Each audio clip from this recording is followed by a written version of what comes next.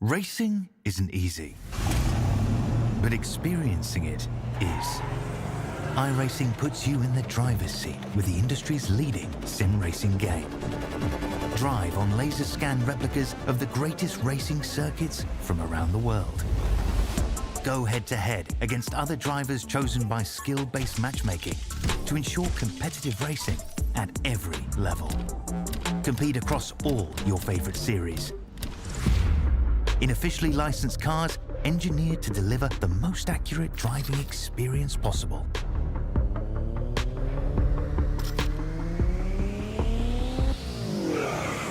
Join a race or host your own with players from across the globe. Race against the computer or in a league with friends. Feel the thrill behind the wheel. Visit iRacing.com.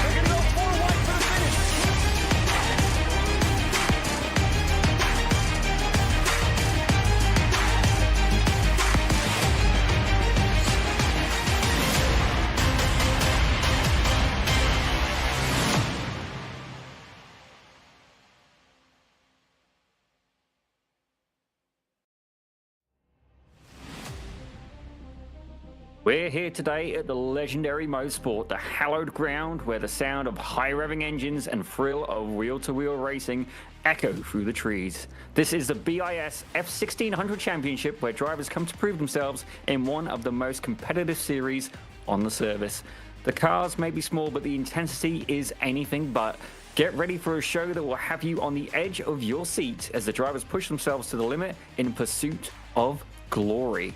And as always, the excitement is only just beginning. This is BiS at Mosport, where racing history meets the future of motorsport. Yeah, indeed, Zippy. It's myself, Reese Gardiner, and yourself, Daniel Salmon, although that's definitely not your name down there.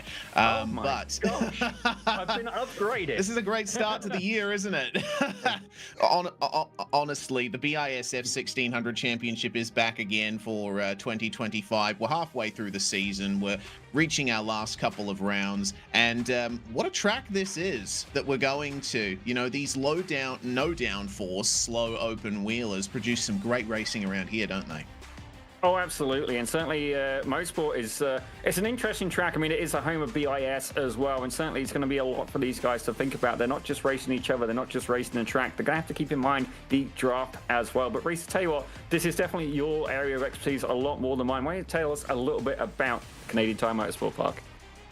Well, Canadian Tire Motorsport Park, or as it's lovingly known, Mosport, the original name of it. Nestled in the rolling hills of Ontario, this 2.5-mile 10-turn circuit is a true test of bravery and skill. It has it all: lightning-fast straights, technical corners, and breathtaking elevation changes that challenge even the most seasoned drivers. Turn 2, the infamous downhill sweep, separates the fearless from the faint-hearted, while the Mario Andretti straightaway at the bottom of the screen provides the perfect stage for slipstream battles and daring overtakes into into the last 3 turns. And in particular, we have to keep an eye out for the grass around the edges of the circuit. Such high speeds around here. One little mistake, one wheel dipped in the grass, and your race is done. Steeped in history, Mosport has seen racing greats from Jackie Stewart to Gilles Villeneuve conquer its twists and turns. And today, a new generation of drivers is ready to write their own chapter at this Canadian classic. Get ready for high-speed drama, wheel-to-wheel action, and pure racing excitement. This is Mosport,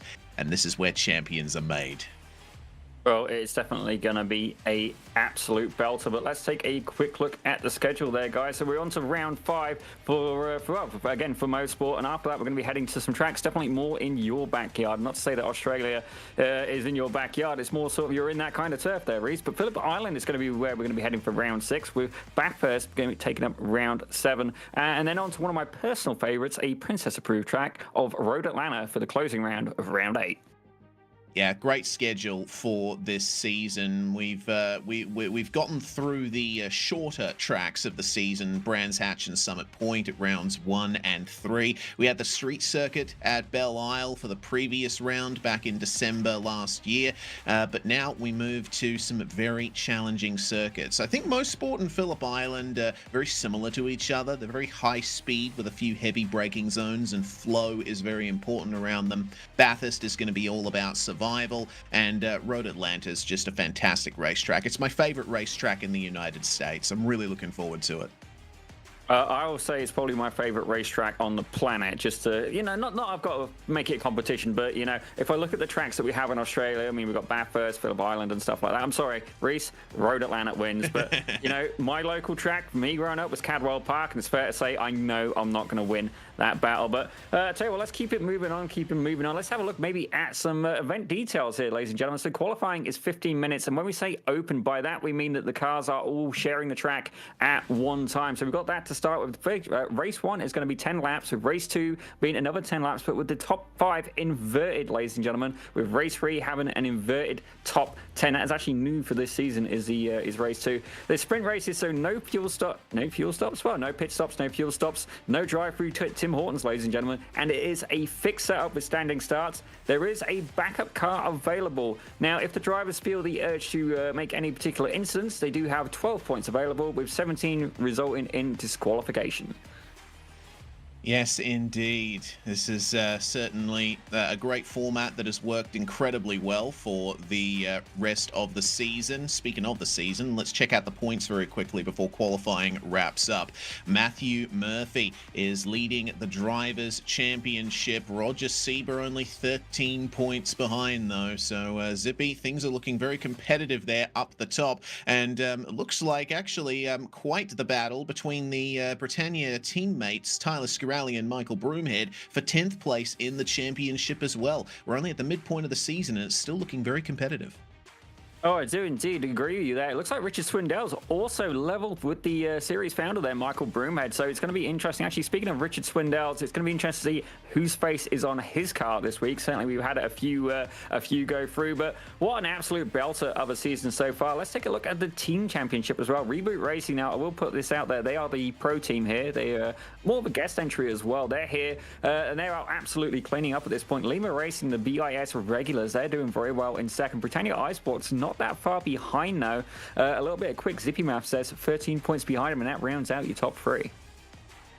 Yep, certainly does. In fourth, Rust Racing, and they have quite the gap over blah, blah, blah Racing, as it looks like qualifying is completely run and done. And we can go through our grid now, Zippy.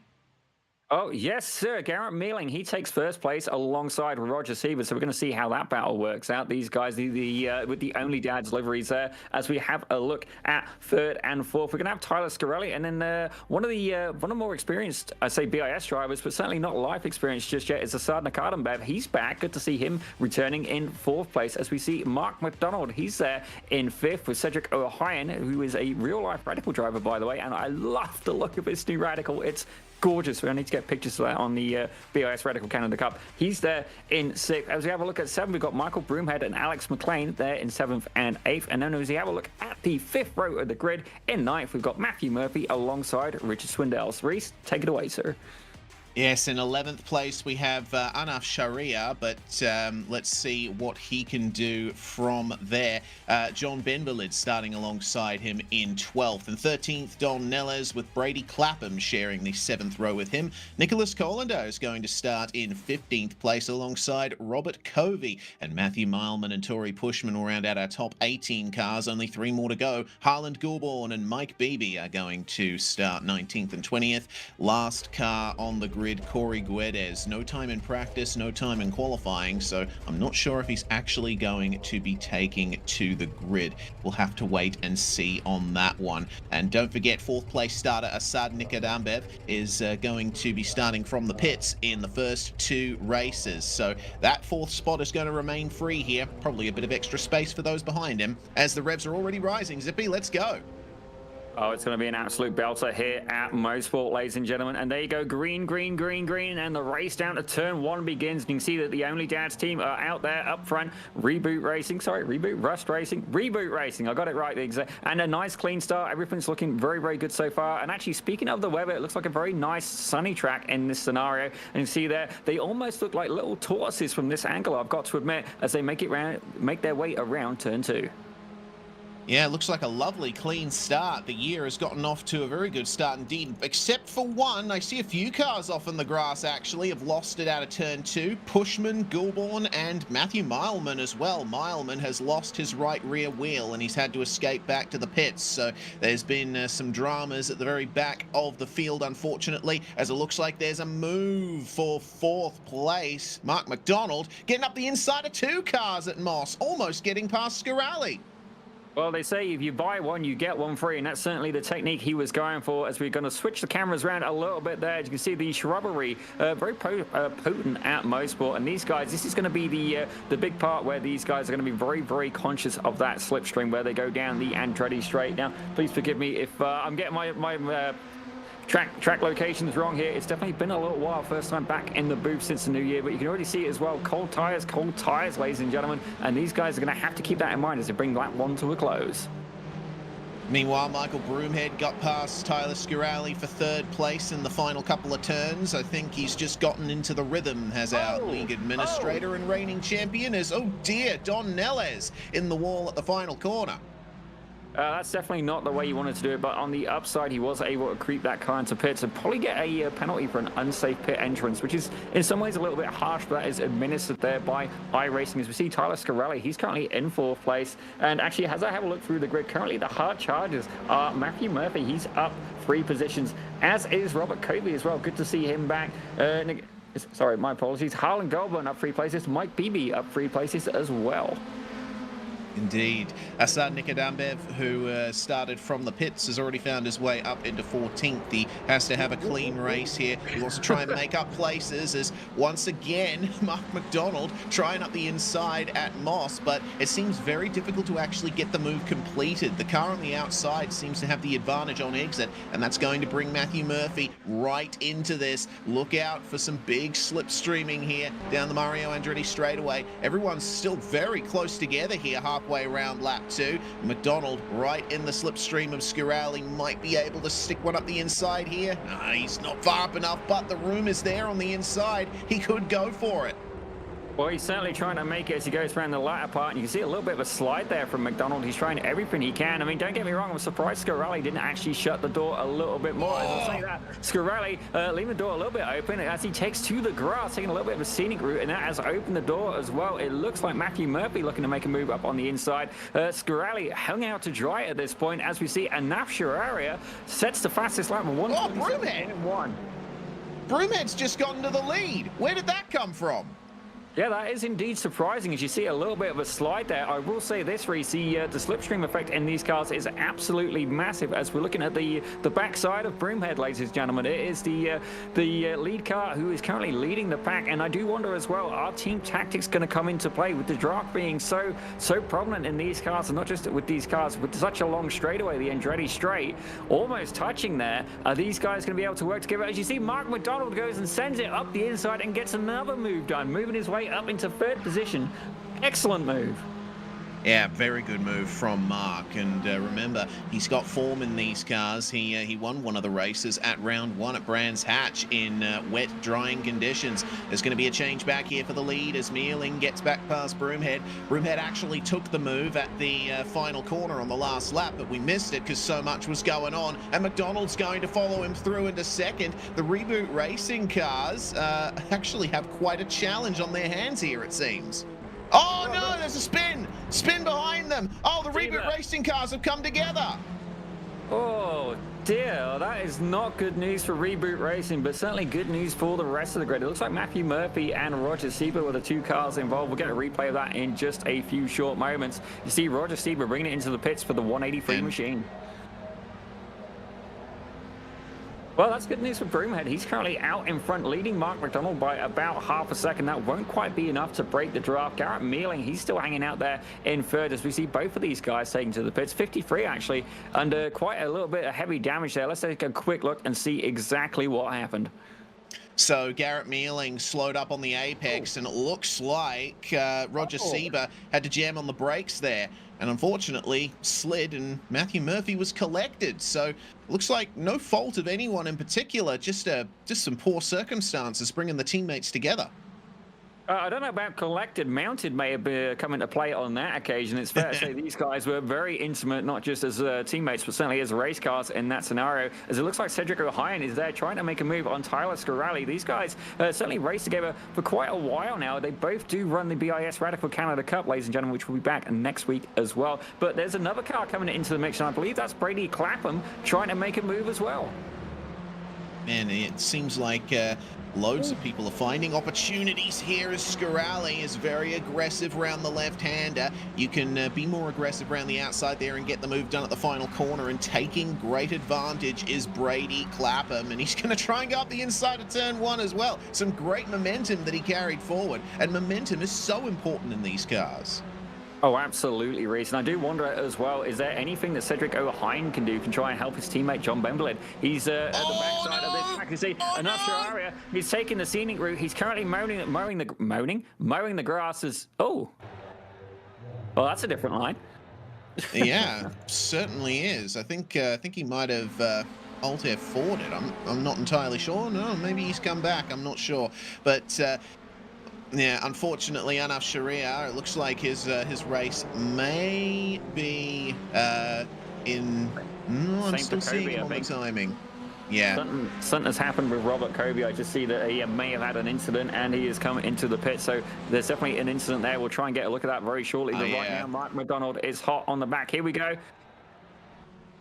Robert Kobe. Okay, so, he's lost his face, ladies and gentlemen. Well, his nose even. So we couldn't see it, but I can tell you that he got beyond the curb on the exit of turn 1 and lost his nose cone hitting the wall. So that's what happened to Robert Covey, unfortunately. For the time being, now the top 3 continuing to fight their way over into the 6th lap of this 10-lap race, and you can't pick a winner from this, Zippy. All of these guys are looking very competitive, and if there's a coming together, they have a whole pack behind looking to take advantage. Well, you literally read my mind there, Reese, and it's just fair to say that we have 2 currently main packs in progress. We've got the lead pack, and then we've got the second pack, and I honestly wish I'd made that sound better, but you guys got the point anyway. And one of the other techniques that's going to come into mind at this point is, when is the tactical time to make a pass? Don't get me wrong, as racing drivers, as sim racing drivers, and generally as the sheer alpha males that we are, Reese, we generally want to be ahead of the pack, and it's fair to say I've not succeeded in that, hence I'm in the commentary booth, but, these guys have got to decide when is the best time to make that pass. Don't get me wrong, you try and make a move going around these two double corners here, but realistically you're then just going to get slipstreamed on the straight. So Reese, I put the question to you, sir. If you wanted to take the lead right now, when do you think the optimum time would be to try and make that move?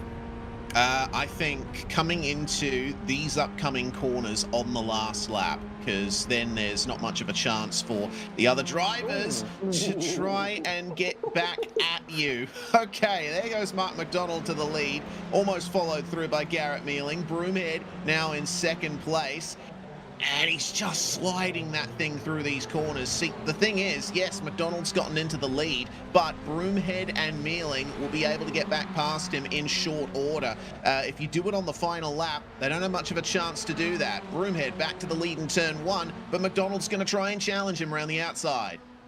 Oh, I certainly think somebody almost followed through on that occasion. I don't necessarily mean just the racing line. As you can see there, Broomhead heading out a little bit wider as the 197 of Garrett Mealing. Looking to get up and move on the inside, not quite having the momentum there. So as we look at it right now, McDonald, Broomhead, Mealing, Clapham, and Scarelli, that closes out your top 5. But I say that, Brady, Clapham, Scarelli, Benvalid, and Nicardenbev. Now, Nicardenbev, he's currently moving up a few positions. Remember, he had that pit lane start. He's actually moved up quite heavily there, which is good news for him, showing great attrition there from the young driver. Yeah, indeed. He was the fastest car on track last lap as well, a 126.6, and the next fastest car was Mealing with a 26.9. So very good advantage for Nick Ardenbev, and he's actually caught up to the back of that 4th place trio now. He's getting some slipstream from John Benvalid, and he could look at a top 4 from here. Well, I do believe there was another incident as well, involving Anaf Sharia and Cedric O'Hyan. We'll see if we can get some footage of that very, very shortly. But you see this battle in the second pack right now. Tyler Scarelli currently resting behind Brady Clapham, but he's absolutely surrounded by the Lima racing cars. He's got one ahead. He's got one behind Assad Nicardenbev, catching up, making it a 4-way fight very shortly. As you can see there, using all of the track as they go around the final turn. Just took another look at what happened to Anaf Sharia, and it looks like it was a solo incident. He just went too deep at Moss and got into the wall. So Ohio not involved in that, and we'll get another view of it here as the lead battle continues on live pictures. Sharia just trying to get into the corner, but the crest there at Moss is very difficult to negotiate. If you go a bit too fast in there, you're going to slither right off the track, as Sharia just did. Well, Michael Broomhead's back into the lead, and I think this might be issues with our director here that we're seeing, because I can still see those cars. Let's see what can happen here at the exit of Moss. Who gets the best exit? For the moment, it looks like McDonald, but he's not able to translate that into a move. Well, as I look at this scenario right now, I think Mealing is going to be the one to emerge. He's going to get basically a double slipstream. You can see there Broomhead trying to force McDonald as tight as he can, make that line, for lack of better words, very, very acute. And you can see here, Mealing's looking to make a run. Is there going to be the space to send it free wide? He's certainly looking to make that move. McDonald very aware of that fact, shutting the door. Broomhead has to slide out. He's on the outside for that corner, but it's going to put him on the inside for the penultimate corner. You can see there, Mealing able to take a much, much more undercut of the line, almost into the back of Broomhead there, and they managed to stay surprisingly in the same order as they're getting around to the start the penultimate lap. Here we go then. Can McDonald hold off our reigning series champion? This is the big question. These two have raced against each other quite a bit, so they know how hard to push it. Broomhead is going to try his best here, but passing is not ideal in this section of the circuit. So Broomhead's going to have to wait for a move. But unfortunately, in waiting for that move, he's just opened the door to Mealing, who goes through to second, and Broomhead just avoids going off the circuit there. Well, I do wonder if that was almost a tactical decision. We're going to have to wait and see, but certainly it is not over until the fat lady sings. And don't get me wrong, we've not been able to find one yet, and even then we wouldn't want to identify her as a fat lady, but certainly the old Turner phrase, you know, there's still a lot of real estate left to go. With 2 laps to go, a lot can happen in these race cars, as I do believe they are heading up onto lap traffic ahead. Yeah, looks like a couple of lap cars, namely Tory Pushman, actually, just the one. So we'll see what happens here. We're coming up to potentially an interesting sequence of events here, as Nicardenbev has found his way up into 4th place with a double move around the outside. Oh, easy does it, into the grass, into the wall. Oh, no. Oh, he only just got away with that. Oh, has to let Scarelli by, but he's definitely damaged.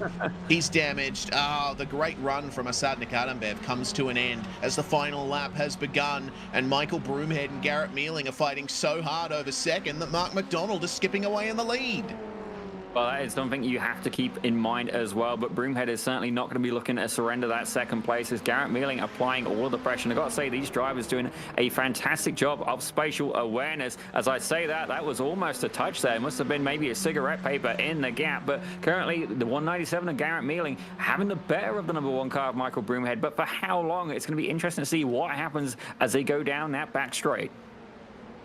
Yeah, it's all about the exit from Moss. Pushman gets out of their way at Moss. And Mealing catches the grass and Broomhead gets into him. Okay, that's definitely the race in Mark McDonald's hands here. He's got one hand on the race winner's trophy. You say that, I've definitely blown it with a much more comfortable situation, but you can see here Broomhead not yet out of it. There doesn't seem to be any alignment issue with the car, so both of them remaining relatively unscathed there, but it looks like Garrett Mealing is dropping back, so maybe a little bit of damage there, not quite got the power available to him. He's taking that inside line, and no, he may be able to strike back as Mark McDonald. He's going to take the race win. We're going to stay here with Garrett Mealing. Can he get the better of Broomhead in the final corner? Broomhead slows the car down. It's going to be a drag race to the start finish. Who's going to win? Is it going to be with 197 of Mealing? Is he going to be the number one of Broomhead? And it looks like Broomhead's going to get it. Broomhead gets it. Yeah, they get second place, but Mark McDonald is the one who comes away with victory in race one. A phenomenal drive from the 216. He looked like he was so comfortable in that battle. I mean, I'm sure it wasn't as comfortable behind the wheel. We can't see that, but McDonald raced like a pro today. Yeah, absolutely. I mean, and not only that, I mean, he was up 4 spots as well. Actually, Broomhead up 5 spots. I've got to give a huge shout out to Brady Clapham, though, our 4th place finisher. Up 10 positions, ladies and gentlemen. 20 car grid, 19 car grid, up 10 positions. So it's fair to say he leapfrogged half the field, but absolutely fantastic result there by Mark McDonald, bringing it home for the 216 machine. Indeed. So McDonald, Broomhead and Mealing are your podium, and well, we're going to have the top 5 inverted for race 2, which means John Benvalid is going to be starting on that first position, Zippy. This is going to be an interesting race too. Oh, absolutely, and certainly Benvalid has had the pleasure of doing that a couple of times actually, and it's a little bit scary to be honest. And I got to think as well, Reese, you know this better. I believe that the pole sitter does get to start on the inside here at CTMP, but the question is that where you would want to start? Certainly you would be first there to turn 1, but with the long left-hander afterwards, I always wonder if the outside of the track would be a better starting position. I mean, it all depends on your driving style and just how well you get away. With it being a standing start, certainly a lot more to go wrong if you don't quite get that biting point. Yeah, indeed. It is an interesting question that you ask there, and I don't know if I have a clear answer for it, because the opening 3 turns at Mosport are so, wide open, so fast that you can very easily hold position around the outside in these cars. I think what matters more is where you are coming into Moss, because that's going to set up the exit onto the Mario Andretti straightaway, and that's what's going to allow you to consolidate your moves from there on in. I think basically you just need to focus on getting that optimum start. I'm sorry, you're asking me to focus? Reese, come on now, read the room, buddy. I was just checking out the beautiful headshots that came up, and then mine as well with it. I don't know how that got in there, but guys, by all means as well, follow our staff as well. Zippy on the mic, I'm out on Twitch. If you want to see some really good YouTube videos, you can check out Reese Gardner, the Southport Racer, and our director, Wired Orange. I'll be honest, I don't know what he does, certainly with his own production stuff, but nothing apparently, so I guess he gets enough of it. We're doing BIS, but certainly if you want to follow those guys, by all means, if you are desperate enough for entertainment and you'd like to see more of us, that is one way of doing it. But these guys are getting ready to grid. Any predictions from yourself there, Mr. Gardner? No predictions, just good racing. Okay, all right. Wow, I can't pick one from the field, so I'll take the whole one. I'm going to be a little bit brave, but I've got a good feeling that Broomhead's going to be able to get not only on the podium, but I think Richard Swindells is going to be one to watch as well. And Alex McLean, I can see him having some success here. He certainly had potential there in the radicals as well. I think this is more his speed, though. It's more in tune, a little bit less downforce available. I think this may be a good race for him, number 69. Yeah, indeed. Let's see what he can do. I mean, the excellent run from Brady Clapham in race 1 as well. We'll see if he can continue from that, as the Lima 1-2 at the front is suddenly going to come under threat as we are away for race 2. Great start from Garrett Mealing. He's already moved back up into second place, and it looks like Brady Clapham is going to have our whole podium from race 1 to contend with as he... I do believe we've just lost our dear friend Reese Gardner. Reese, are you there? I'm here. I'm still here. I'm still here. Keep Having going. some issues. I was just throwing to you as, oh dear, something's gone on there at the back. We've got cars falling off, unfortunately. Nicholas Colander, and on his roof is Anaf Sharia. Good Lord. I think that incident may have been sponsored by Skittles on that occasion. We'll take a quick look at that in just a moment. But it's fair to say John Beverly able to hold on to that top spot. Garrett Mealing, he's making some moves. He's up one position with Michael Broomhead up one position as well in third. The pack's still very, very close. Certainly from first down to about 15th now. So a couple of cars certainly got killed in that. We'll take a quick look at that in just a moment. Our director will give us a poke, a slap, and maybe a nudge. But you can see here that first time going down that back straight, and Garrett Mealing looking to make the move on John Beverly. All right, here we go then. Broomhead's going to slot in just ahead of Clapham, and he almost gets into the back of Mealing there. He had to really back out. He's given up 2 places to Clapham and McDonald there coming into the second last corner. And Benvalid's trying his best to hold on to this, but it's a complete mess of cars coming through the last couple turns. I thought that was going to be contact then between McDonald and Brady Clapham. It certainly looked incredibly close, despite the fact that these are open wheelers. I believe there may have been 3 wheels in a vertical line at that point as they head around turn 1, going down the hill towards turn 2. And it's fair to say that these guys are fighting. We've got the 2 Britannia iSports cars. They've been relegated back to 5th and 6th. Lima Racing currently sitting in 1st and 4th, with Garrett Mealing and Mark McDonald kind of doing it solo at the minute in 2nd and 3rd. But for how long, as you see there, only on lap 2, ladies and gentlemen. Oh, that's a little bit. What's happened there with Scarelli?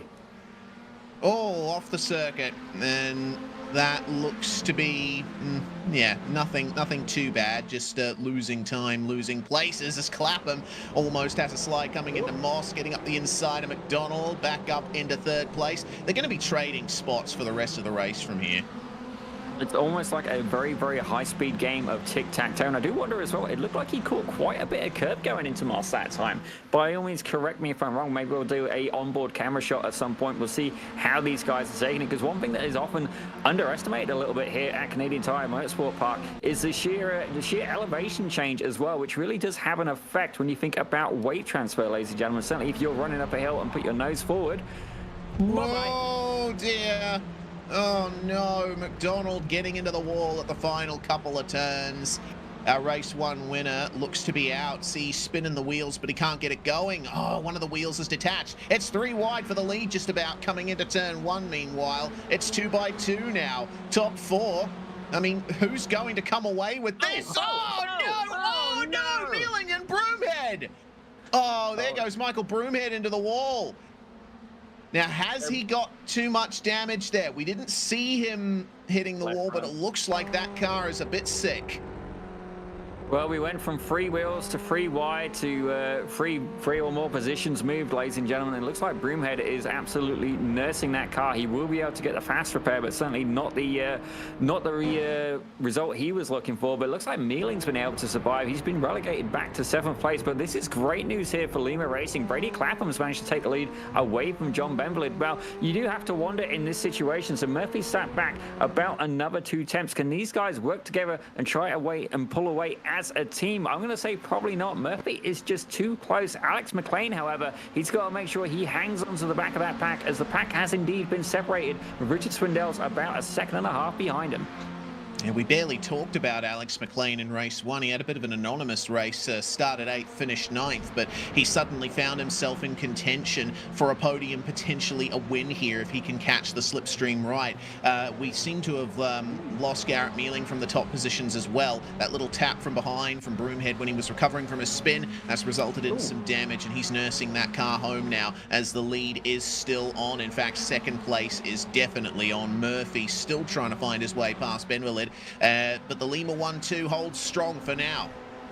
Oh, you can see Alex McLean is absolutely wrenching his arms off right now. The sheer look of concentration. I think the young lad's had a shave as well. You see he's trying very, very hard. And certainly he's in a good position as well, as we can see all of the bubbles on his helmet. And I've got to say, a Britannia iSport driver as well. I believe Mike Broomhead saw some talent and said, yep, how would you like to run with us? And scooped him up. So I can't say fair play for that. And right now, Britannia iSport's really looking for the points. Lima Racing doing very well in that team's championship, as it looks like McLean almost there making a move. He's side by side. Is he going to be able to get it on the exit of this double corner? Not quite, but he will still be in the slipstream. Definitely sacrificed a little bit of exit speed there, as Richard Swindell's, he's been able to close that gap from 1.5 seconds to McLean down to 0.8 of a second. So McLean's got to be very, very aware. As much as he wants to fight, if he's not careful, he's going to bring Swindell's with him and the rest of that pack.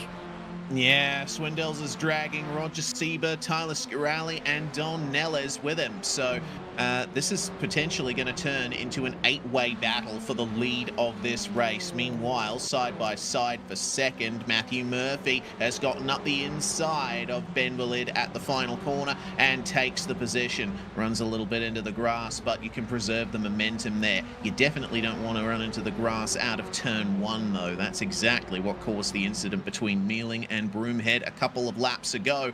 The fastest lap going to Roger Sieber as he's caught up to this pack, and Alex McLean is right with the podium now. Well, certainly it's going to be an interesting battle. As you can see, the battle was originally 4 cars, and now it's going to be 5, 6, 7, potentially 8 cars all fighting for that top spot, as we are about halfway through race 2 here at the BiS F1600 Championship, round 6, I believe. Forgive me for having the memory of a sieve, ladies and gentlemen, but don't get me wrong, there's still a lot of racing to fight for. McLean trying very, very hard. Now, you got to wonder as well, do you want to perform a temporary truce? Oh, no! He's dipped it. He's dipped the wheel, and that has opened the door. John Beverly goes, thank you very much, takes that back, and will go in hot pursuit of his teammate Brady Clapham in the 77 machine. And Clapham's starting to run away with this. They'll have to sort this out very shortly. Otherwise, there's going to be some big moves happening in these final couple of corners, and Clapham will be able to extend that gap. It's almost 3 wide. In fact, it is 3 wide for a brief moment coming into the final 3 corners here. Ben Valid holding on to the position, but Matthew Murphy is going to try and get him offline here and maybe try and over-under, but he has to think about McLean as well. If you're the middle car in a battle like this, it's one of the worst positions to be in. Yeah, I definitely would not want to be in the middle of a 3-wide scenario around here. Certainly, it's generally the one in the middle. It's not like they can go wider. It's not like they can go tighter. They're kind of a victim to whatever the 2 guys around them decide to do. Certainly, the meat in the sandwich, but you can see here, that pack has now closed up. And certainly, these guys sliding the cars around a little bit. Roger Sieber absolutely sending it, trying to catch up. And I've got to say as well, we've got to see exactly what Richard Swindell's has got on his paint today. We'll get to that at some point here in the evening. We've had a few colourful characters appear on the number 16 machine, but you can see he's currently being chased very aggressively there by Tyler Scarali, as John Beverly is currently holding on for Lima Racing, trying to get in those points, not quite able to get it done. And here we go, here's the 16 machine of blah blah blah racing. I'm not sure who's on the side of it. Oh, it's himself this time. Oh, okay, I recognize the bucket hat this time. Yeah, absolutely. Well, Swindell's is taken a break from putting our faces on his car and has decided to do some self-promotion there, and to right as well, because he's currently in 6th place and looking to continue on here as he's up against Tyler Scarali there. Murphy, meanwhile, has found his way into the lead of the race, and Brady Clapham will move into 2nd. Easy does it. Oh, Ben Valid almost losing the position to Alex McLean there, and look, Roger Sieber's right with them now. This has become a 5-way fight for the lead of the race, but they still have Scarali and Swindell's trailing behind them, and Murphy takes the fastest lap. Well, it's definitely, there's still a lot to play for. You see Brady Clapham dipping a wheel in the grass. They're just trying to make a move, try and get by as they head around turn 2, turn 3, and they're going to head to, and this is a good section where you're going to see a lot of this banking here. If we can stay on board for just a moment, actually seeing Matthew Murphy really sliding that car a little bit, and we're going to see one of the biggest elevation changes here at Mosport, and certainly you're going to see these guys going to head very, very tight to the left. I almost wonder if you had 2 softs of suspension, if you'd bottom out right there as you head up to this double apex corner, and you see that a little bit of a slide, a little bit of counter rotation. Has he been able to hold it? Oh, I thought that was going to end in tears. Yeah, very close indeed. You know, this is one of the most on-edge tracks in iRacing. It's bumpy, it's fast, it's got grass lining it absolutely everywhere, so you need to be careful when you're running side by side. One wheel dipped in the grass and your race is over, and when you're in a tight pack like this, it's so hard to avoid. It honestly sounds like traffic in my local municipality there. The Canadian road certainly a little bit of a victim there to the potholes. Certainly no potholes here at Mosport, but certainly in a race car, it's going to feel like it. As you see Robert Kobe having a little bit of a battle there with Assad Nikardenbev. The battle for 8th place. Our bearded friend is back, ladies and gentlemen, and actually was recently in New Brunswick. I do wish I'd been able to go up and see him, but you know, it's not always easy as that, because he currently was 3 hours away from myself. So close, but no cigar on this occasion. Indeed, that's the disadvantage of living in a huge country like Canada. I certainly know that pain coming from Australia and living in Perth, the most isolated capital city in the world. It's like 3,000 Ks to Sydney. Yeah, I definitely empathize there. But regardless, Covey still having fun out there and in the top 10 as well. Looking very good indeed, actually. He started in 20th spot. The attrition from this race has really benefited him as, oh, there's been a coming together for the lead. Oh dear, what a mess. Oh. A mess is right, and you can see that backs out onto the racing line. Well, not the racing line, onto the racetrack, sorry. Makes a clean rejoin. I just want to correct myself there. But this is good news for Alex McLean and for Britannia iSports. He's there in the lead. Let's see you out. Oh yeah, he went in hot.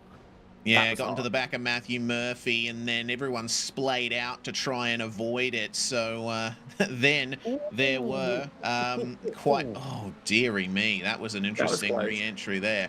Almost took out Nikardenbev there. So we'll see exactly how that turns out from here. Murphy is in 6th place, but now Alex McLean has found himself in the lead with a mere 2 laps to go. Bendelid, Scarali, and Sieber still on the back of him. Well, I think it's fair to say McLean is going to be sweating quite profusely right now. We'll get that driver cam up again in just a moment, but you can see here Bendelid applying all of the pressure, and you can see here, oh yeah, he is definitely wired, and he is like giving it all of the wheel movements, and it's fair to say that he may be, for lack of better words, feeling a little clenched right now as he is currently leading a BiS F1600 race. Yes, well, McLean, I remember, did very well at Alton Park, I believe, so we'll see if he can continue that form here at Mosport, side by side for second behind him. The position defended by John Benwillid, and Tyler Scarali have to try and find some other way through, but he's had a slide of his own, and that has let Roger Sieber right through into third. Here we go right now. We've got Britannia iSports, Lima Racing, Reboot Racing, and then Britannia iSports again. And Richard Swindell, despite being a lone racer in this occasion, he's currently sat in 5th. Oh boy, currently up 2 spots. Robert Kobe still the hard charger though, up 12 positions, ladies and gentlemen. Absolutely fantastic attrition there from our bearded friend. Yeah, absolutely. Well, we'll see what he can do, what more he can do as now we find our way through with Kobe up 12 spots, McLean up 8, Sieber and Murphy up 6 each. And I think for Matthew Murphy, he would much rather it have been 12 because he would have been in the lead as he was fighting for a little bit earlier. Don Neles having a good race as well, finding his way into the top 10. The final lap begins, and it's McLean versus Bendelid for the lead. Well, certainly is an interesting battle going on right now, and this is just a more proof in the pudding where iRating is not necessarily the best way to define who's going to win a race. As I have a look, Alex McLean rocking 2026, John Benwillid behind him, just short of 3,500, ladies and gentlemen. So it's fair to say it is a little bit of a clash of the titans. It is the underdog. It is the David versus Goliath in this series, and I've got to say McLean doing an absolutely fantastic job. Having raced Benwillid myself, I can say that this guy has skills, but you can see Tyler Scarali, who's moved his way back up to 3rd, but for how long? This is going to be a deciding move in that slipstream, almost mowing the grass a little bit there. I do wonder, is the slipstream going to be enough for these guys to go and fight P1 as they head into the final couple of corners? Yeah, that is the question.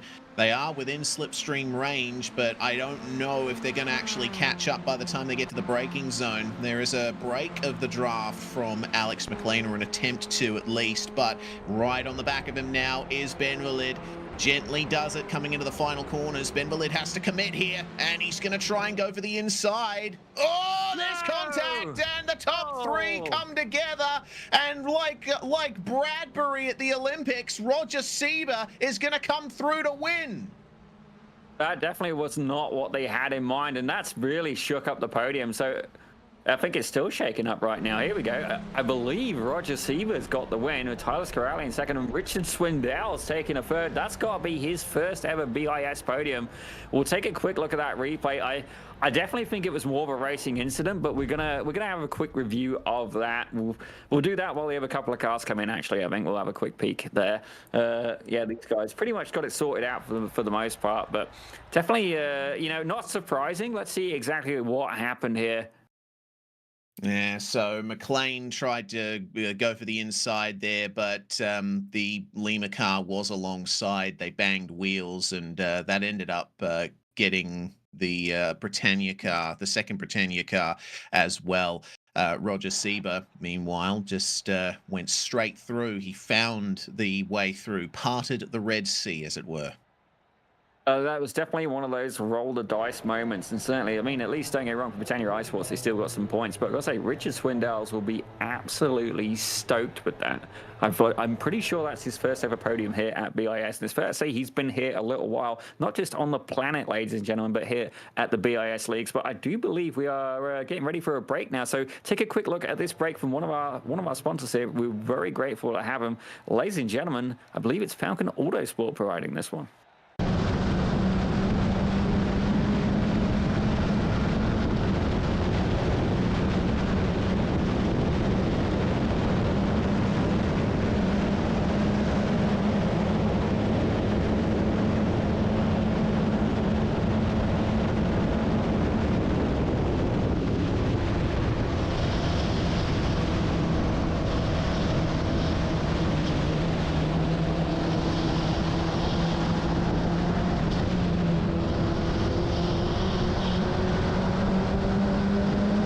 Well, ladies and gentlemen, if you're wondering what this video is, this is actually some real-life footage here from one of the drivers we've been lucky enough to have in BIS. It's this onboard footage from Connor Janateus at Toronto Motorsport Park. Oh my gosh, Canadian Tire Motorsport Park. I've just been executed in this break. You're gonna be having a replacement commentator for race 3, but look at the sheer action. You can see a little bit of the wiggle there from the car in front. Janateus really working the wheel as well, and I never actually fully realized just how thick the suspension wishbones are on the front of this car. And look how close they're racing. Certainly, you can see them dancing on the limits of grip there as they're going to get ready ahead down the hill. We're really going to see this elevation change, and certainly this sounds a little bit scary at this point. You can almost see, there you go, slide into the car a little bit there, a bit of counter rotation as they go up the hill, applying the brakes, almost like a little bit of a roller coaster there, trying to hook it, get to the apex. It's going to head down the bank straight.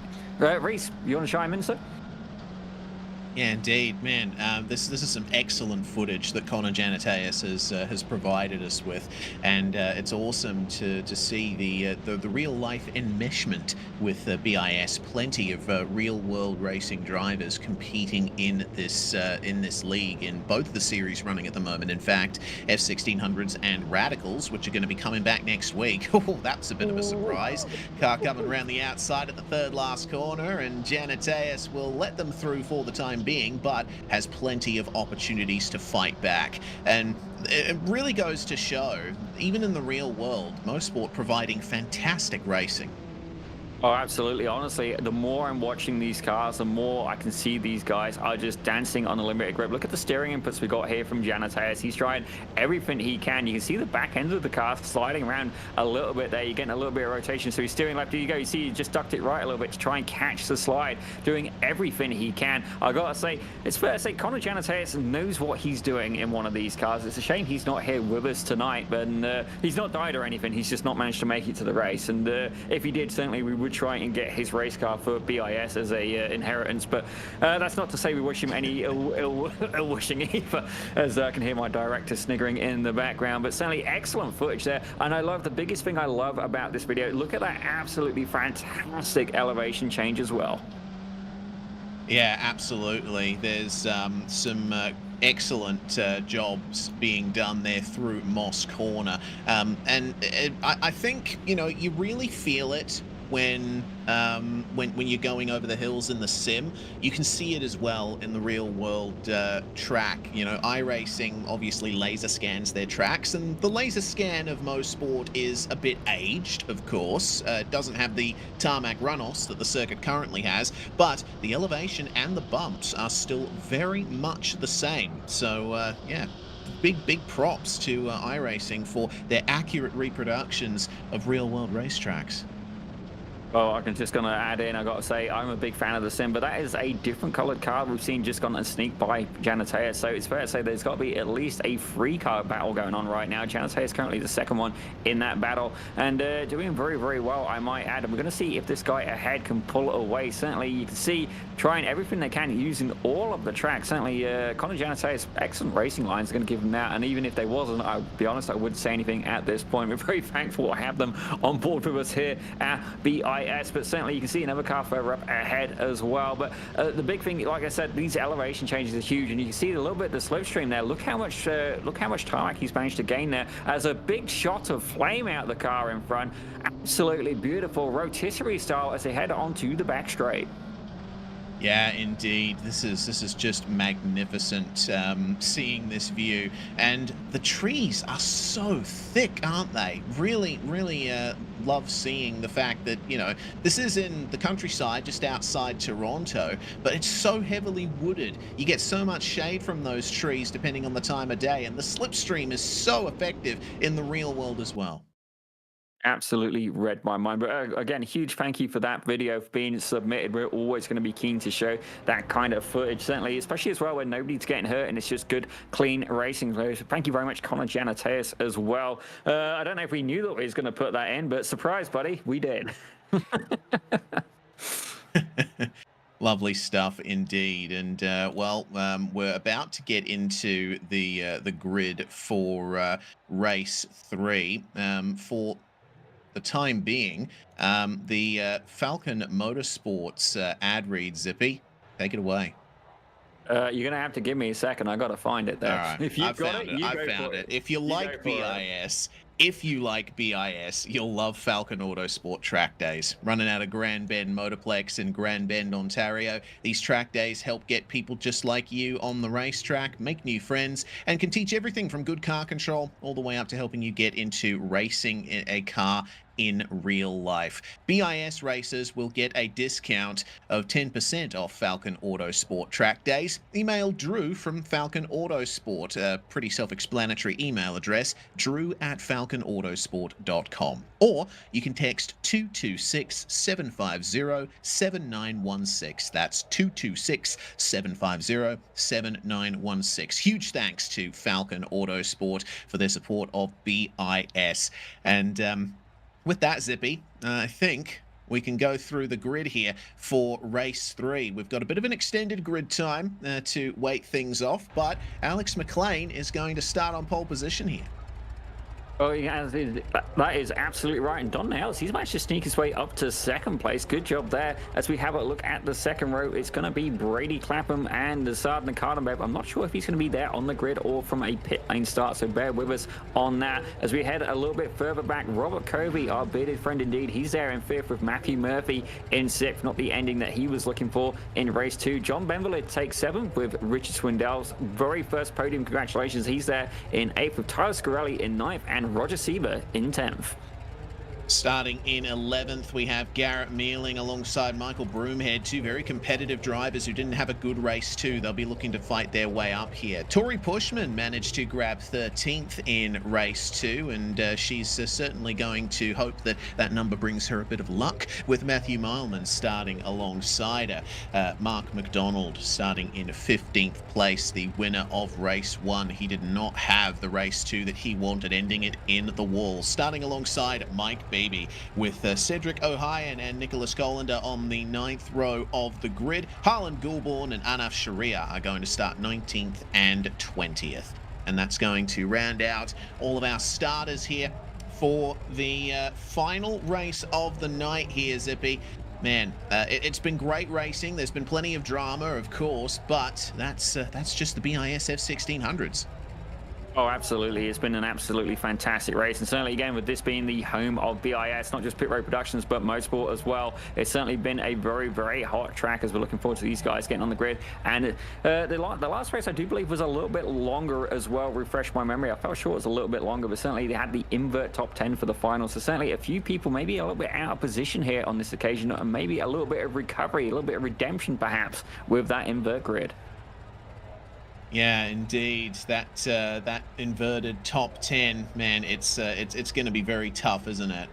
You know, Alex McLean. I mean, I think things have turned around for him a little bit. Excuse me. And you know, he had that crash at the end of race 2, but crossing the line in 10th by virtue of that, he's on pole for race 3. So yeah, this is going to be an interesting turnaround for him if he can pull this off. Just a few seconds remain now on the grid here, and we can finally get things going for one more 10-lap race. Well, certainly, I think if I was a betting man on this one, I think Garrett Mealing's going to be keen to get on the top step of the podium. In all honesty, he's not had the best luck tonight, and I think he's going to be keen to try and capitalize on this final race. Yeah, indeed. Well, here we go. The revs are starting to rise, and we'll get things going for the final race of the night. Plenty of four-cylinder symphonies across the grid here as we are away. Green flag flies, and it's a good getaway from McLean. Don Neles, meanwhile, was going to hold on to second place for a brief moment. Brady Clapham getting up the inside of him, and he's going to get followed through by Assad Nagadanbev. Remember, Assad started from the pits in race 1, and he's going to be instantly in contention for the podium here. Now, one thing these guys are going to have to remember that it is cold tires, cold tires, cold tires. You can see there's already moves starting to happen. A couple of people up a couple of spots. Actually, Richard Swindells, he's dropped down 5 spots, so from a little bit from hero to 0 on this one. Sorry, Richard, but falling through the grid as well. Tory Pushman down 6, and Harlan Goldborn down 1. So there's definitely a little bit of movement as we look through.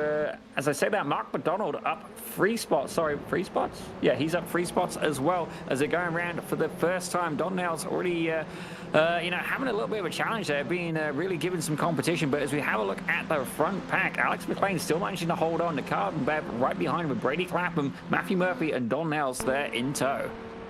Oh, here we go then. Brady Clapham in the slipstream coming down the Andretti straightaway, and you see that McLean has hit a metaphorical brick wall there. He's the one punching the hole through the air, and no one else is able to stay behind him. They have to try and get around him here, and he might just lose first and second places here. He's already lost the lead. Can he gain it back with an inside move at the final corner? Out of nowhere is Matthew Murphy there, and it's almost 3 wide for the lead at the end of lap 1. They are 3 wide. Goodness me, up to second place. Well, that was definitely a little bit of the high-risk strategy, certainly for the start of the race, but I think something's going to happen to Roger Sieber, the 183 car. He's dropped down a good couple of positions. Harlan Goldborn as well, I understand, has had a bit of an incident. Oh, big crash. Yeah, indeed. Kobe. Oh, massive crash there. There was another car that went into the wall there, actually made contact with Don Nellers, and the 122 went somersaulting into the runoff. Okay, that's definitely going to be a replay job to figure out exactly what happened there. I believe cold tires may have indeed been part of it. Oh, it's gotten worse. Matthew Murphy and Brady Clapham have just fallen outside the top 3. They've had a coming together on the way into Moss, and just in time for the pack to come up on them too. Oh my gosh. So, okay, the director is going to be busy finding some replays. These guys are still going hard at it. As I say that's definitely shook up the order. Cedric O'Hyan up 12 positions right now. Here's the replay. Let's see exactly what happens to Don Nelles there. You see, that's Robert Kobe on the inside, and I don't think he's realized that Kobe's been there. Shut the door, and as a result, been sent into the shadow realm there. Kobe... not exactly the race he was looking for, able to get the car back on track. And then here's what happened with Brady Clapham. I believe he got a little bit too familiar there with the 53 car. And I believe that, is that the 53 or was that the 183 of Roger Sieber? I think it was Sieber. Yeah, the 183 of Roger Sieber. Thankfully able to keep that car still going. But certainly a lot of drama here for the start of race 3. Yeah, very messy throughout most of the field, but regardless, we've had Nikadambev rise above it all to get into the lead of the race ahead of Alex McLean, John Benwillid, and Tyler Scarali. This is actually an excellent run from Assad. Unfortunately, he hasn't quite had the night that he wanted, an 11th and a 7th so far in races 1 and 2, but could take some very big points here if he can hold on to this. Well, certainly attrition is one thing, but being able to keep the car. Oh, McLean spun. Oh dear. I was going to say, I mean, Nikadambev's got some fantastic karting experience, certainly showing potential there. Is that a little bit of damage on the left rear? No, that's just grass. We're all right. He's still going, ladies and gentlemen, still going the Britannia iSport car. And then not only that, where he's still in the pack, he may be able to indeed make a recovery. Don't get me wrong, he's dropped back pretty heavily now. He's now in 12th position, but this is good news for Nikadambev. He's now got a 2-second gap over Scarali. Is he going to be able to hold on? All he has to do at this point is bring the car home. It is just a 10-lap race, ladies and gentlemen. 7 laps of clean driving could see him sitting on the pole, ladies and gentlemen. Yeah, certainly could. McLean finding his way back through in 12th. Michael Broomhead making his way up to 5th place, just behind Cedric O'Hyan, who has the most positions gained in this race. O'Hyan's up 12 spots. If he can hold on to that top 5, then he'll certainly do well. Garrett Mealing, meanwhile, setting the fastest lap back there in 9th place. This is a very intense pack, just behind Broomhead and O'Hyan. Yeah, they look like Matthew Murphy, Swindells, Mark McDonald, Garrett Mealing. They are all getting diced. We've actually seen Nicholas Collander. He's not quite there with him, but he's having a bit of a battle there with Seaver. We're not really seeing much of Collander here today, but these guys are certainly finding out. Broomhead's currently, he's leading this pack. He's got it just ahead of Benvalid, I believe, and he's certainly going to be keen to catch up. Sorry, it's ahead of O'Hyan, my apologies, and he's going to be keen to try and catch up to John Benvalid and potentially make a move up onto the podium. But right now, it's looking good from Britannia iSports. 2nd and 4th with Lima Racing in 3rd, 5th. Indeed, but it's Nikadambev Motorsports that is currently in the lead there with Assad at the wheel. Let's see if there's any fight back here from O'Hyan. He picked up the slipstream on Broomhead. They've got a huge gap ahead of them, so there's no slipstream for Broomhead to take. It's the unfortunate thing when there's crashes around you and the field gets spread out into these packs. You get to the front of a pack and you basically can't go any further forward unless there's problems for people ahead of you. Yeah, certainly the slipstream I find does add another dynamic to that. As you see Garrett Mealing looking to try and make a move on Richard Swindells, and Swindells not just bending over and taking it, but I say that, it looked like he gave a little bit of a lift there. I'm not sure what you thought about that, but I do wonder if Swindells has gone risk-averse his reward and said, you know what, I know Mealing's pretty quick. Maybe he can pull me forward towards the rest of the pack. And you see Swindells actually rocking a little bit of a carbon fiber livery there on his blah, blah, blah racing machine. Yeah, indeed, quite big stitches on that carbon fiber, it has to be said. But I think you're right. I think you're right. I think that's exactly what Swindells is doing, and it's what I'd do if I were in his position. If I'm in the slipstream of a pack like this, I'd be thinking, okay, all I need to focus on is staying in the slipstream. As long as I'm in this at the end of the race, at the final lap, then I can make my moves, and I'll have all the time in the world to try and figure out where I can make those moves. Well, if he can stay onto the back of Garrett Mealing, it's going to be bad news for Garrett Mealing's teammate, Roger Sieber, because currently that gap is about 1.1 seconds between Swindells and Sieber. So certainly, you know, if he backs off just a little bit, Sieber is going to get brought into the mix there. It looks like he's managed to get the better of Collander, at least for now. McLean's currently in that battle as well. So it looks like Anaf Shareria and Brady Clapham are having a little bit of a fight as well, back in 13th place. Oh, who's that? That's Matthew Murphy that just came back onto the racetrack. Okay, he's had some kind of issue there in the final couple of corners. I think it might have just been a solo mistake. It was a bit of oversteer coming through the third last turn. Bit of an over recovery. We're going to get a view of that from this blimp shot. You'll see it here coming into this fast right-hander. The rear end just starts to break free. He tries to counter steer, but then the fronts grip up and it's just too much. So close to getting into the wall. That definitely could have ended a lot worse. Certainly Mark McDonald, who's just gone and made a pass on him, I believe, he didn't have the same kind of luck and end up, for lack of better words, ass backwards when that happened to him. But you see right now, Richard Swindells is applying all of the pressure there to number 53 machine. And both these guys are a little bit more on the Murphy! Right to say that. Murphy, he wasn't lucky the second time round. Looks to make a rejoin there onto the track and has dropped back very heavily now to 14th place. I guess the pressure from Swindells was just a little bit too much, but it's not really lost for Reboot Racing right now, because Sieber is now in the draft on Swindells, and that could slingshot him up towards his teammate Garrett Mealing and get them potentially back in this race for the podium. Well, Matthew Murphy, I think he's on 2 strikes now. That's twice now that he's just avoided the wall. Anaf Sharia, meanwhile, up into 12th place and trying his best to recover from what was a torrid race 2. In fact, it's been a torrid night for him so far. 19th and a 20th, and I believe a retirement in race 2 as well for Anaf. He does show some fantastic pace. Remember how fast he was at Belle Isle last year, in fact. Let's see what he can do going forward here.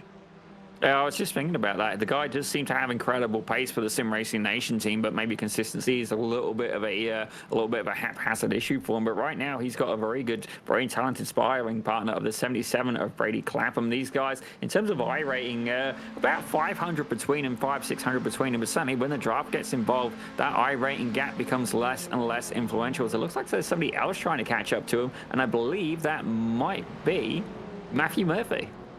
Yeah, it is. So Murphy has gotten right back on the pace, and on the back of Brady Clapham now will easily get the slipstream and try to move his way past. And look at how early he's picked it up too, but he's not instantly going for the move. I think he might be using the bubble of air ahead of him to try and push Murphy ahead and try and help each other out to get a bit further forward, because you can see the field has spread out a fair amount now. We're only going to have 3 laps to go for our leaders. Meanwhile, speaking of positions further up, Mark McDonald and Garrett Mealing scything away through the last couple of turns, and they might try to catch up to Ohio and Broomhead up ahead if they keep battling the way they are. I'm going to give a little bit of a shout out here to Cedric O'Hyan. Certainly, I can remember when he first started here at BIS, he was definitely a little bit inconsistent, but I've got to say the progress he's made since joining has been absolutely incredible there. As we see the air intake there, Christian looking to see where the air goes, that makes the bang, makes the squeeze, and he's currently applying pressure there to Mike Broomhead. I've got to say, O'Hyan really stepped up his game in later seasons here at BIS, and we have got to get hold of that picture of his new race car, because I've got to be honest, I love like a British Racing green, a nice deep dark green with like yellow and gold, and whoever he's got doing his graphics, I want that post that they did as a poster on my wall. I'm not biased towards Lima Racing, but when it comes to a brand new Radical, it's got my heart. It is pin-up material, ladies and gentlemen. It's just, I don't know if you've seen it, Reese, but I haven't. Yeah, I haven't. I'm looking forward to seeing it. Meanwhile, there's been some problems. Garrett Mealing had a spin at Moss, and it looks like Swindells and McLean have had problems too. Nicholas Colander just exiting back to the pits. So a lot has happened on this lap, and it's quite significant. Yeah, let's maybe get into replay mode while I was trawling a little bit over the Lima Racing machines, and I can hear my colleague in the booth is a sound of disheartened disappointment here. Let's see what happened, Reese. Yeah. That's what happens when 3 wide goes wrong. Alex McLean trying to Tony Hawk it on the railing. And that's a very dangerous spot to have it coming together. McLean got in the slipstream, but you could see that Mark McDonald there, I believe, trying to move across on Colander. They just touched, and then they went straight into McLean, who had absolutely nowhere to go. That's definitely unfortunate. It's almost as if Alex McLean decided at that point to get into skateboarding and was absolutely grinding the rail. I got to say, props to doing an F1600, not the race result he was wanted. Certainly showing great potential here this evening, as we see Anaf Sharia. He's really in the battles now. He's moved up to 8th place. He's got Roger Siebert, Brady Clapham, and I believe Matthew Murphy around him. So these guys really starting to get a little bit of a fight there. John Bembley currently sat in 3rd. Assad Nikardenbev, he's out in front. He's been able to maintain that 2-second gap. lap and add another couple attempts on it. He's there doing very well. Tyler Scarelli running his own race, but I believe John Benvalid is literally fighting Scarelli right now. There's a battle going on for second. Yeah, Scarelli side by side with Benvalid and managed to hold on to second there as Sharia continues to hold off Matthew Murphy, but the door is open to the inside, just only half open though, not enough room for Murphy to squeeze through, and Sieber and Clapham are catching up to them thanks to this side by side here. The final lap begins and Mark McDonald has the fastest lap now.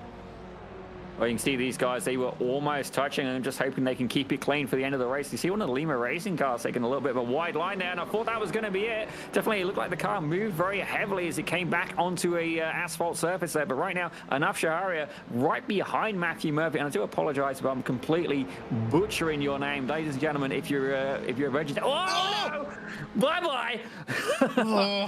See you, mate. Oh, Matthew Murphy. No. Back onto the racetrack, almost collecting one of his teammates there. Oh, good Lord. This race has been... I need a stress ball, man. I can't cope with this. On the run up to, I believe this is turn 3. Yes, Murphy just tips it in, and the rear end breaks free again, just over the curb. And oh, dearie me, round he goes. But it is the end of the race now. Coming through the final couple of corners, Zippy, Asad Nikadambev is going to win this race. Well, I've got to say, that's been an absolutely fantastic drive by Nikadambev. I've cheered for the guy frequently, and he just got a little bit too hot behind the cover, with a little bit of red mess going on, but it's good to see he's had a good, clean race today. Tyler Scarelli and John Benvalid, they were going at it pretty hard at the end there. Scarelli gets the better of him, at least on this occasion. He takes second with John Benvalid in third. Broomhead takes fourth, and Cedric O'Hine takes fifth, moving up 12 positions. Actually, Anuf Shaharia up 13 positions in this race, but Mark McDonald takes sixth. What an absolutely fantastic race. I've got to say, Nikadambev did a fantastic job of that. Moving up 3 positions, he kept it clean, and from what the information I can see as well, he got 0 incidents as well. That is exactly the race we want to see from the 230.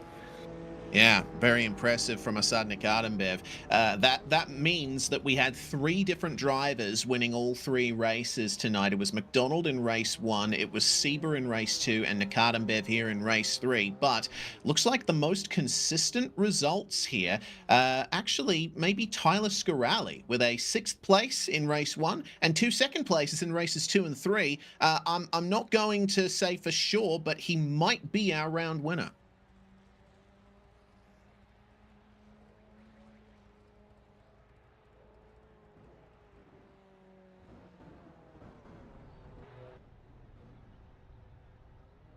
Hello?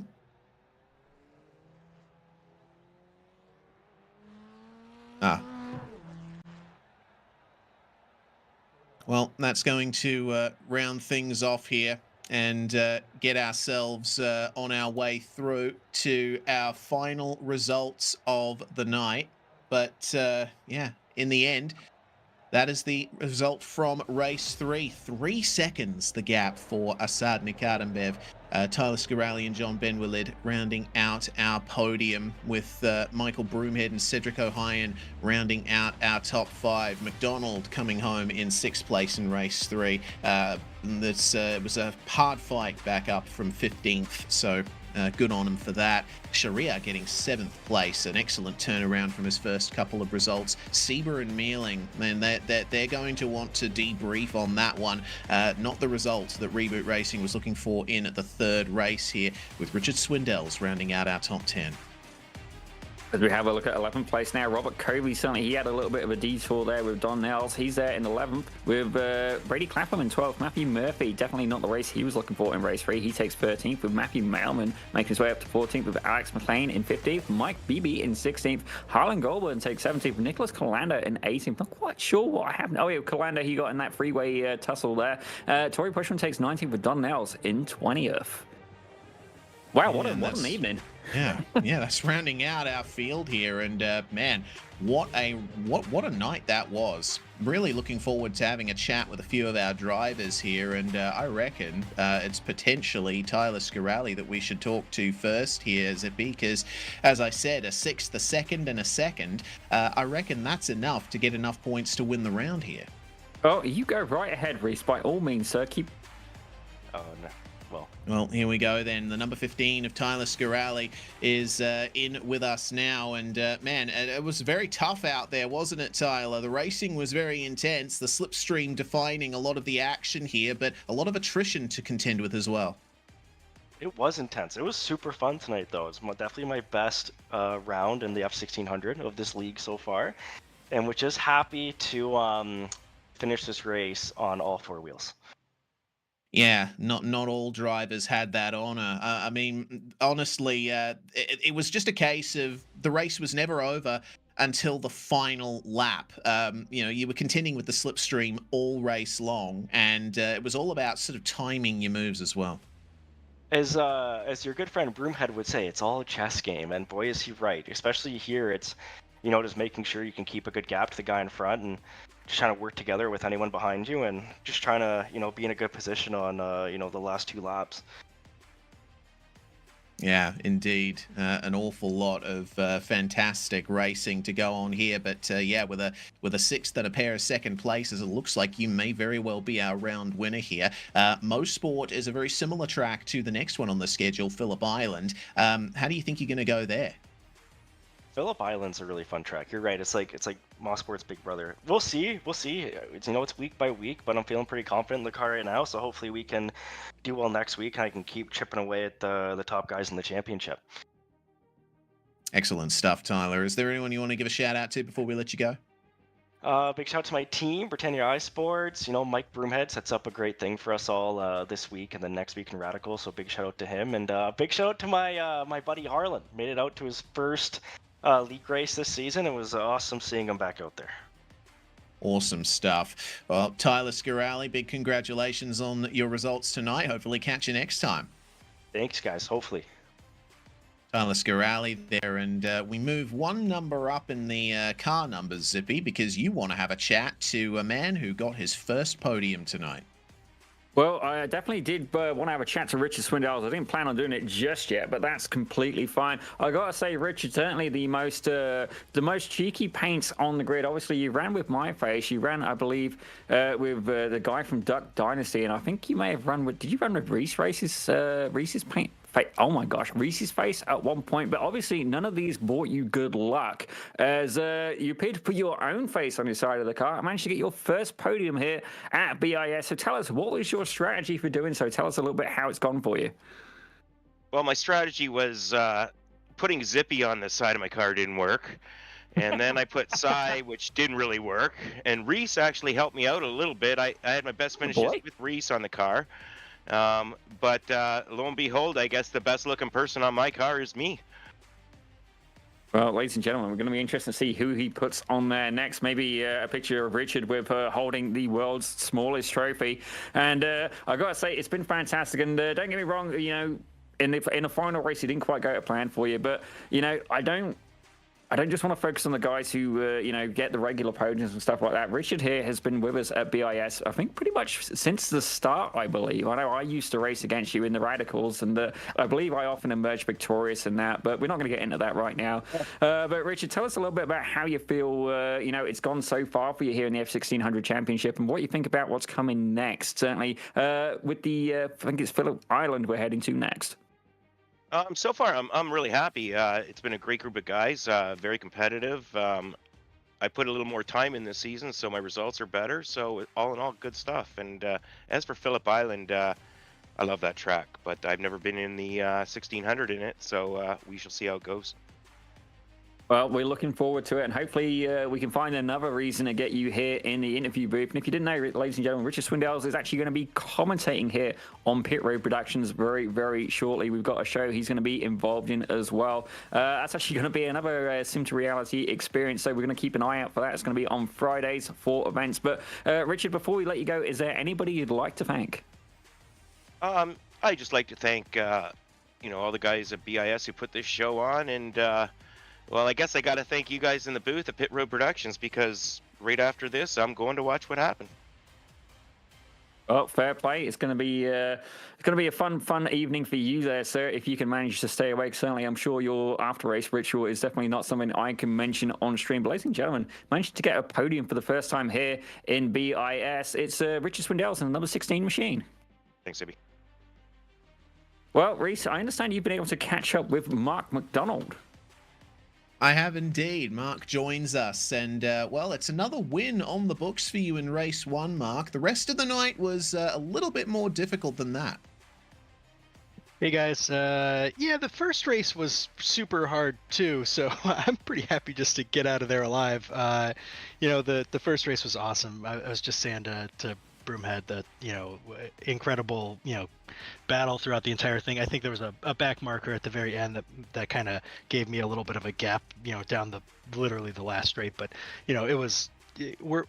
this series has 5 rows 2 wide going 2 by 2 through all of the S's at the end of this lap for the first couple laps. It's like insane, and I know that on the broadcast, it looks like we're just, you're driving around, you're driving a race car or whatever, but like this is like on the very edge. You mess up by a mile an hour and you're off, that's exactly how I screwed up my second race.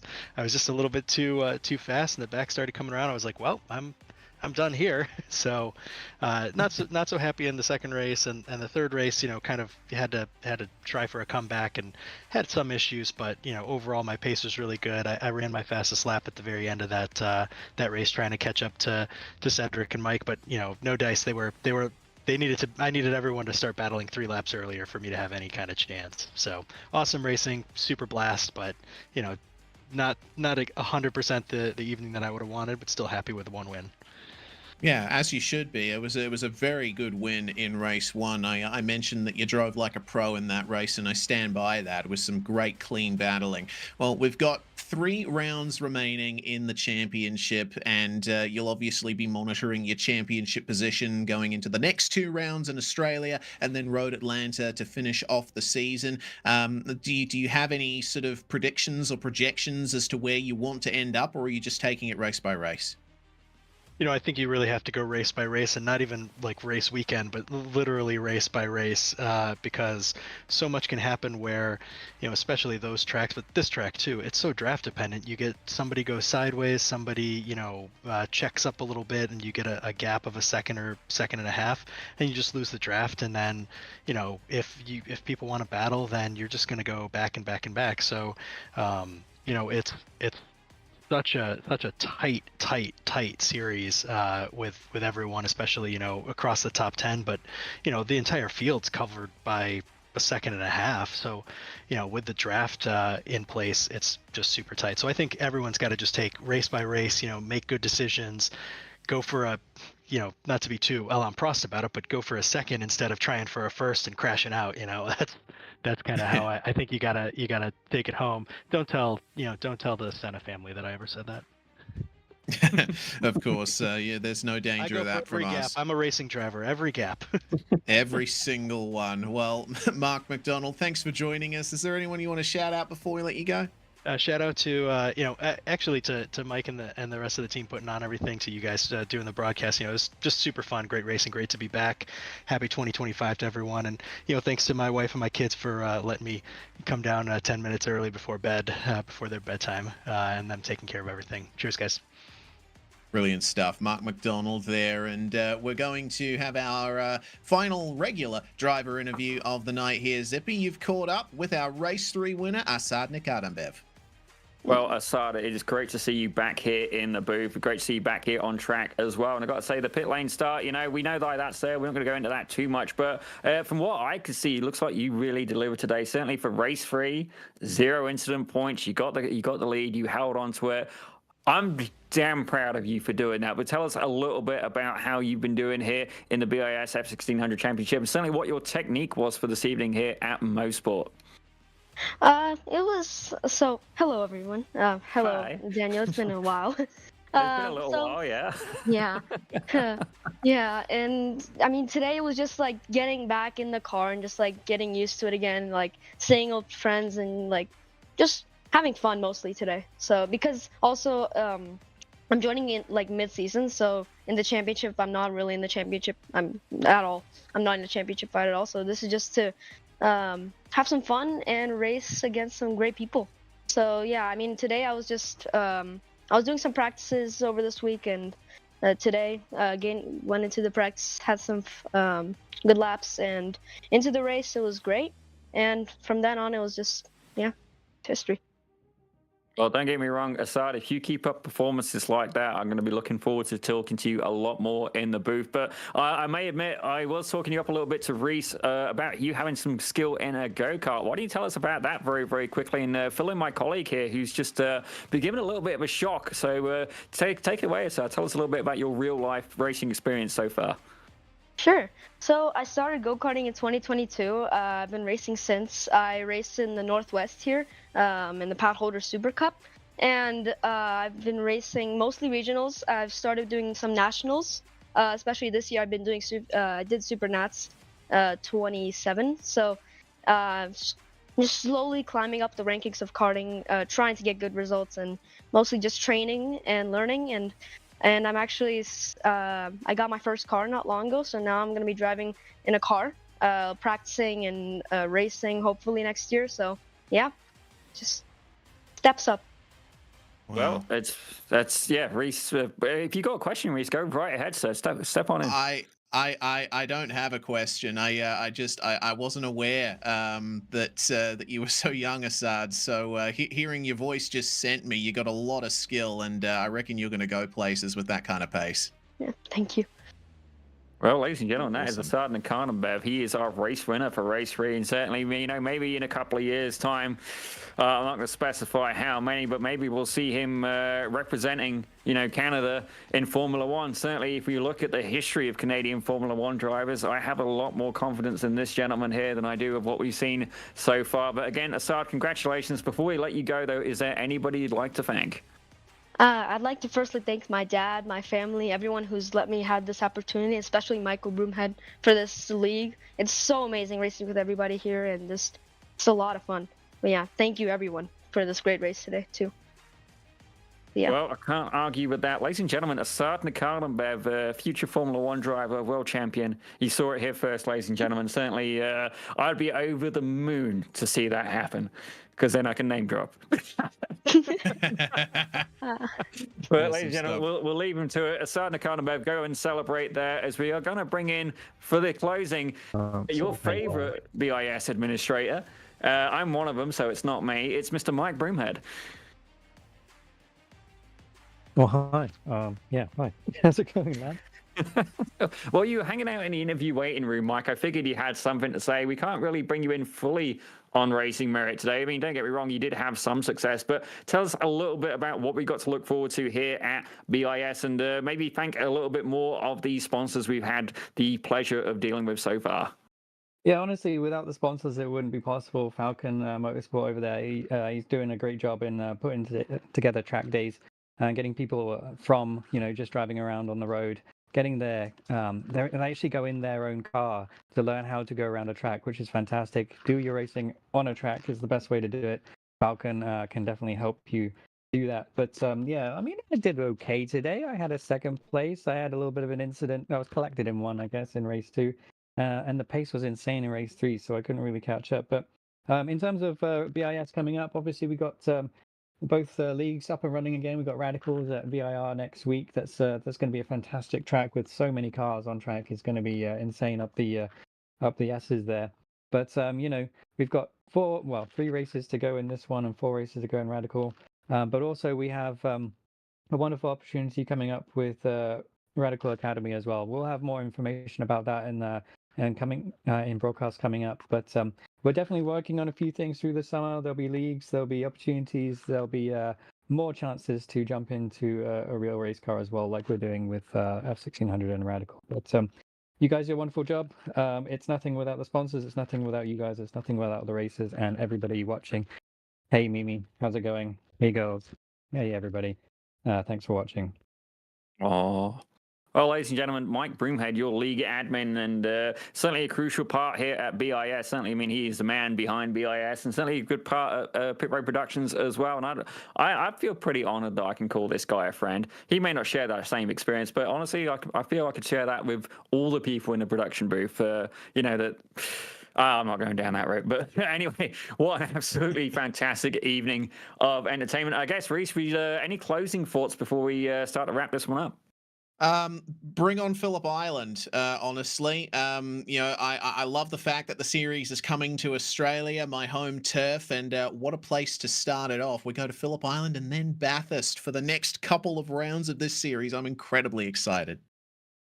Yeah, it's fair to say Cadwell Park would have been better in my opinion, but that's just a little bit of friendly rivalry between myself and Reese Gardner. And I'm yet to find anybody who has Cadwell Park as a favorite track. But ladies and gentlemen, that's where you're going to be able to see it. But next week we're going to have the BIS Radical Canada Cup at VIR, that is Virginia International Raceway, as my colleague Mike Broomhead was just explaining there. But it's been an absolute pleasure. Some absolutely fantastic racing, some first time on the podiums for some guys, some very near misses for others, and some absolutely incredible action here on Pit Road Productions. But my name is Daniel Zippy Salmon. Joining me in the booth, I've got to try and think, is it going to be that side? Yes, I got the right direction. It does actually match up. On that side, my bearded friend, Mr. Reese Gardner. He's done an absolutely fantastic job. Actually, a couple of seasons now here with BIS. Is this your second or third season here, Reese?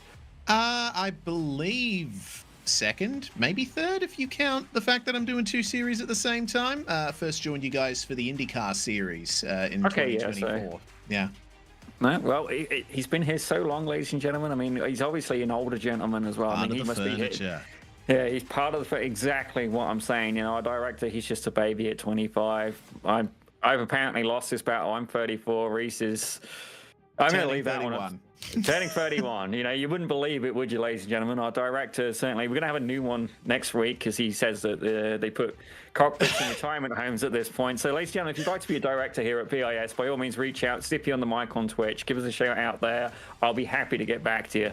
But it's been an absolute pleasure. A little bit of friendly banter here in the booth. And I've got to say, it's been an absolute honor, just not just to be here with BIS, but to see such fantastic racing and to work with such professionals and myself. So, ladies and gentlemen, we're going to see you this time next week, actually. It's going to be 8:30 p.m. Eastern for the Radical BIS.